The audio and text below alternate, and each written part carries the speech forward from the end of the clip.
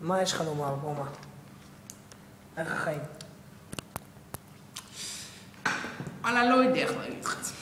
בא בן אדם, רוצה ללמוד, אבל מכונות קוסמק, לא מביאים לו ללמוד, אה? לא מביאים ללמוד. אמרת תבוא תעשייה מניהול, אמרת תעשה טיול. קיבלנו חתיכת טיול פה. מה קיבלת? תסביר לי, בפרטרי פורטרות. אני אסביר לך מה קיבלתי פה. יש פה איזה קורס, מבוא לשקר כלשהו. עכשיו חשבתי, אני אגיע, שנה ג' תעשי טיול. יהיה לי קורס שנקרא מעשיות 2, טיולים למתקדמים. אמרתי, וואלה, בסדר, נטייל, למה לא? שנה ב' חשבתי גם יהיה. אם יש מתקדמים 2, טיולים 2, אז יהיה גם טיולים 1.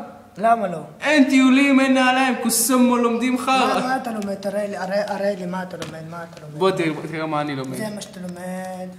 תראה מה אני לומד, זה מעניין. זה מה אתה לומד? זה כיף.